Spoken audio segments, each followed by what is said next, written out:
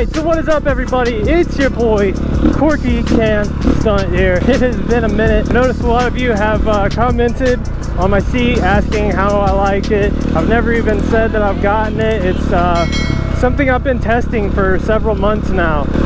I do all different types of riding, as you can probably tell. Not many other moto vloggers are starting their videos out on a gravel road. We're going to be jumping into today's video reviewing my Seat Concepts seat for my KTM 500 EXC-F. I'm going to tell you guys straight up whether this thing's a pass for me or you should ask for your money back. If you're new to this channel, I basically do all kinds of riding. Primarily, I do supermoto stunt riding. I've spent a lot of days riding sun up, sun down, ripping wheelies everywhere. I go on adventure rides. I've been to Colorado, been to Utah. Haven't spent any time in Utah or Colorado with this seat yet.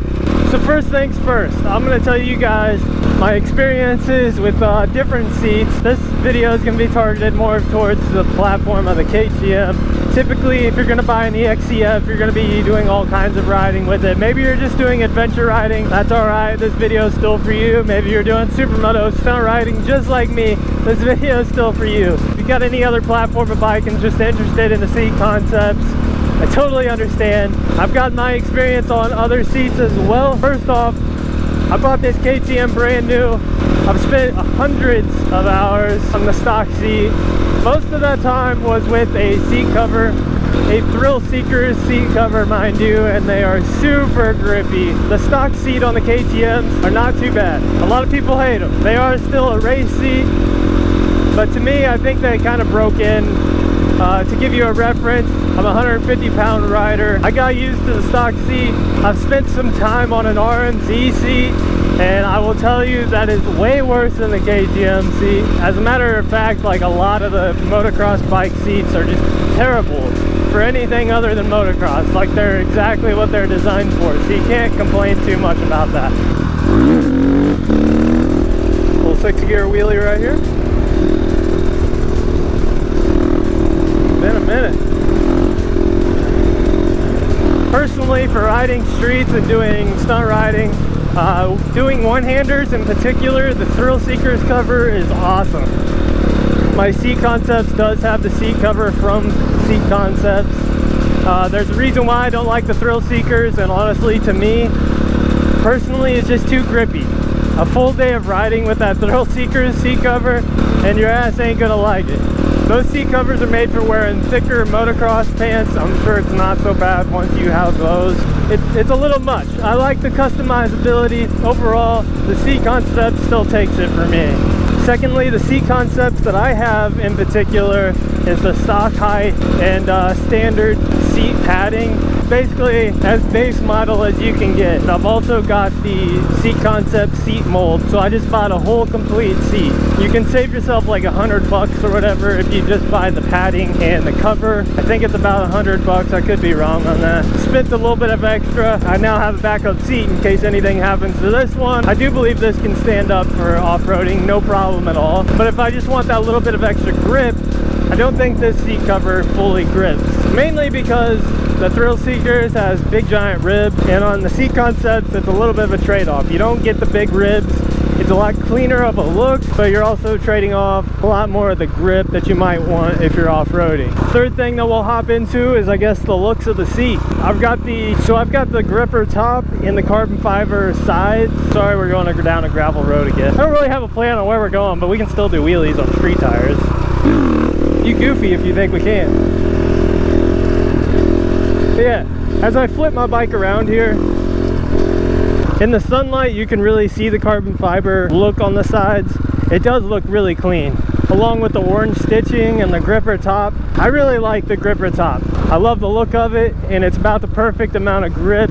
It's nice and sleek looking. You buy the whole seat from Seat Concepts, you ain't got to worry about none of the awkward positions of installing a seat cover. It's just nice and sleek looking right whenever you buy it. Seat Concepts also has like an extra large seat, and it's basically like riding a couch at that point.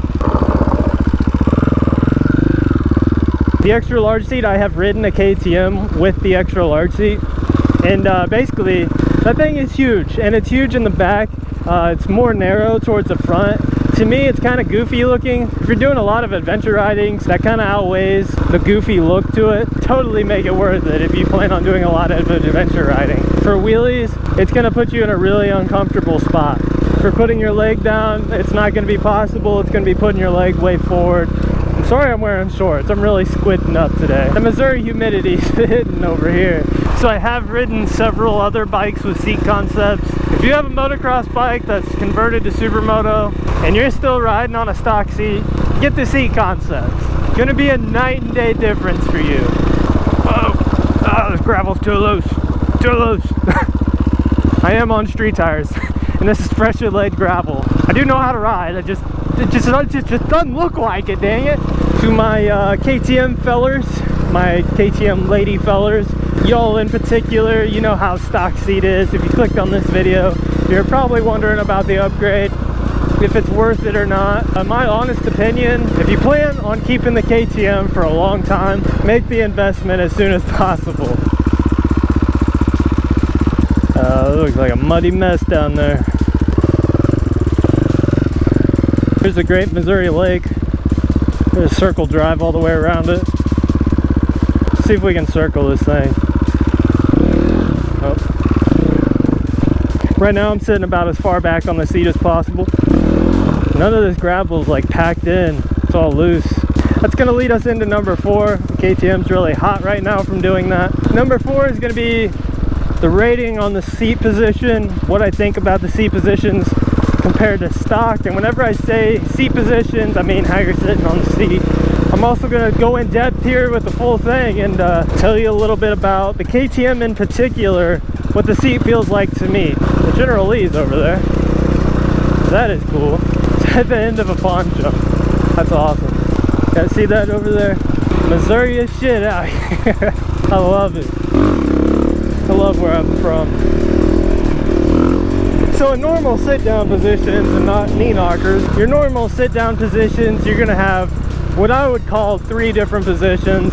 If you want to classify it as more, sure, but number 1, your normal riding position. If you're just cruising through town, you're gonna be sitting in the middle of your seat. Number 2, you're probably gonna be sitting towards the back of the seat. And this is gonna be whenever your ass gets tired, you're scooting back here as you're cruising down the highway, just for a little bit different of a position. This one is a little bit softer than the first middle position. It's a little bit wider, and overall it's really comfy. If you had a passenger, your passenger would be pretty comfy back here. Passenger would have plenty of room back here. A little better than your neutral riding position.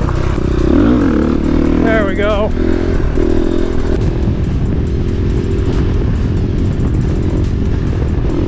Dropping back on the gravel, baby.